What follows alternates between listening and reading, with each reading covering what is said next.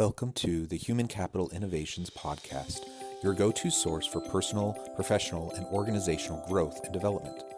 We hope you tune in often for all things people management, organizational development and change, organizational leadership, and social impact related.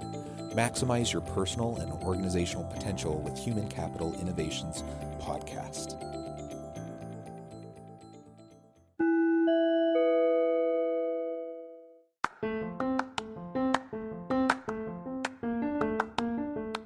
Welcome to the Human Capital Innovations Podcast. In this HCI podcast episode, I share my recent Forbes article, Fostering Curiosity, Self-Awareness, and Authenticity in the Workplace.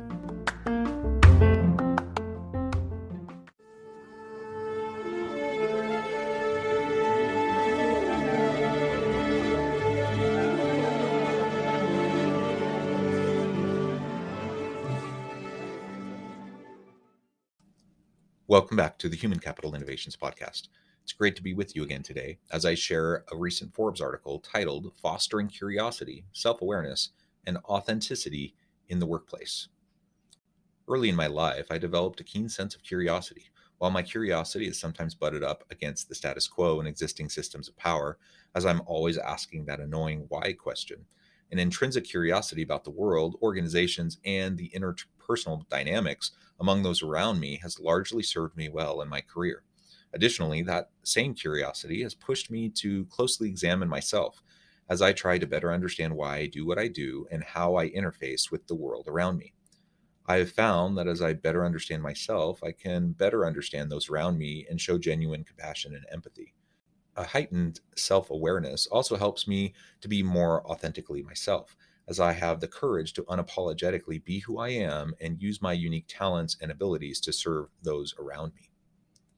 The case for curiosity. Not only is fostering a sense of curiosity important in our personal life, but curiosity in the workplace is also an essential component to driving ongoing innovation and ensuring your organization is remaining competitive and continually adding value to the market. A recent HBR article argues the business case for curiosity. Quote, curiosity is much more important to an enterprise's performance than was previously thought. That's because cultivating it at all levels helps leaders and their employees adapt to uncertain market conditions and external pressures. By making small changes to the design of their organization and the ways they manage their employees, leaders can encourage curiosity and improve their companies. Although leaders may say they treasure inquisitive minds, in fact, most stifle curiosity, fearing it will increase risk and inefficiencies. Close quote. While the business case of fostering curiosity is clear, very few leaders are able to effectively create and maintain the prerequisite environment that allows curiosity to bloom and thrive. It is not enough to merely say the right things. Leaders at all levels need to consistently walk the walk and ensure that they are creating a curiosity positive culture where appropriate risk-taking is encouraged and rewarded, where failure is framed as iterative learning and growth, and where members of the team feel safe to speak up and speak out when the status quo or existing assumptions need to be challenged. Creating a curiosity culture. A curiosity encouraging and promoting culture doesn't happen by accident. In fact, most organizations have bureaucratic mechanisms in place that actively discourage and stifle curiosity. So how do we go about developing and sustaining a culture of curiosity among our team?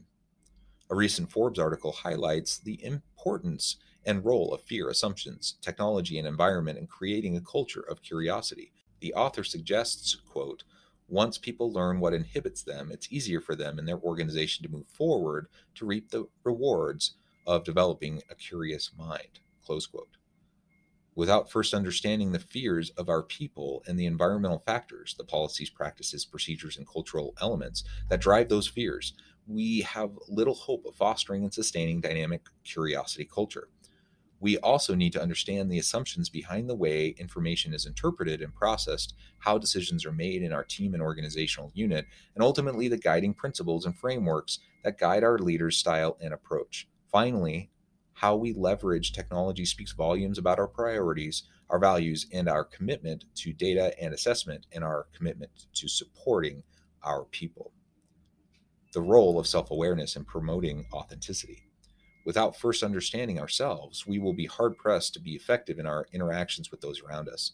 Too often, we are rather oblivious to how we are coming across to others and how we are impacting those around us, despite what may be our best intentions. Additionally, without self awareness, it is near impossible to be our true, authentic self as we interact with members of our team. As leaders, we need to model, encourage, and promote authenticity among our team. In a recent Forbes article, the author states today's employees, quote, want to work for someone they feel they know well and trust. They don't expect perfection, they expect honesty and openness. Authentic leaders know this. They openly face their gifts and strengths as well as their vulnerabilities and developmental challenges. They know themselves well. They don't try to be someone they're not, no matter the environment or circumstances. And through their own authenticity, they make it safe for others to be themselves at work too. Close quote. If we want authentically curious cultures, we must create a psychologically safe environment for our team where everyone has permission to be vulnerable and bring their whole authentic self to work.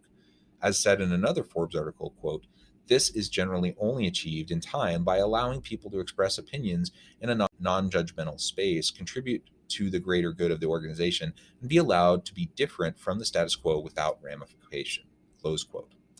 There is no shortcut to creating this type of environment where members of your team feel safe enough to be their true whole selves at work.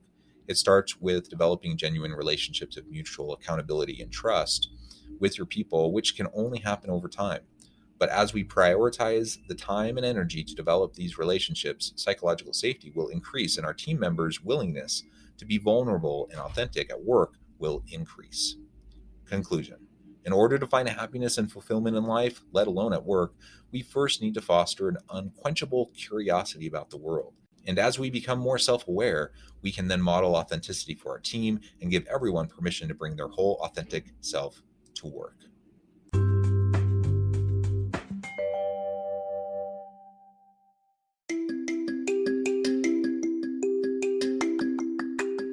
I'm excited to announce the publication of my new book from HCI Press, Bluer Than Indigo Leadership: The Journey of Becoming a Truly Remarkable Leader.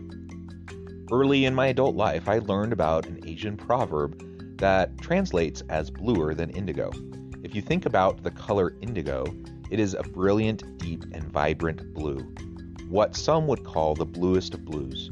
To have something that is bluer than indigo is rare and truly remarkable.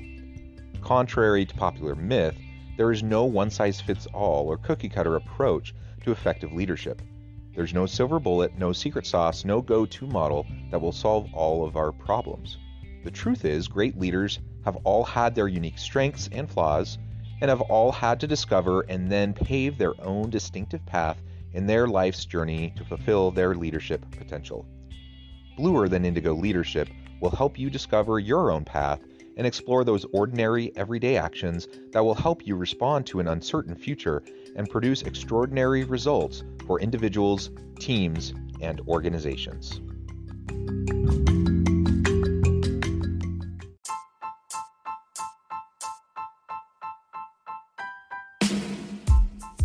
The Alchemy of Truly Remarkable Leadership: Ordinary, everyday actions that produce extraordinary results.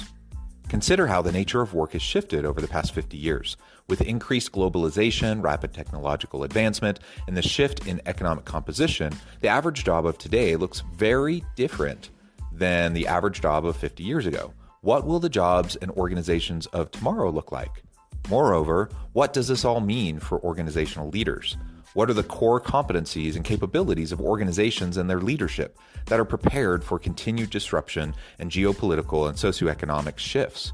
Regardless of what the future holds, increasingly, leaders need to be socially minded, data-driven, decisive, champions of talent, and disruptors of the traditional notions of leadership, teams, organizations, and work.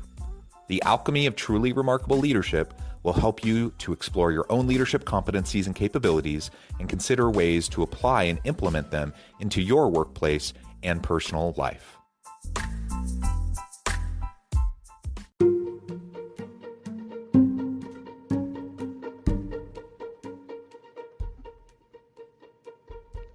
check out Human Capital Innovations magazine, Human Capital Leadership.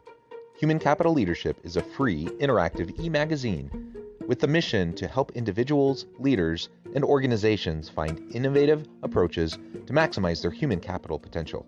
We publish issues quarterly in August, November, February, and May. Take a look at the latest issue and let us know what you think.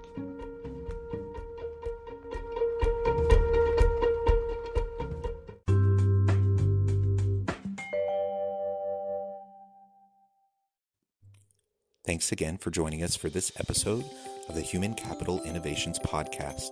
I hope you stay healthy and safe and that you have a great week.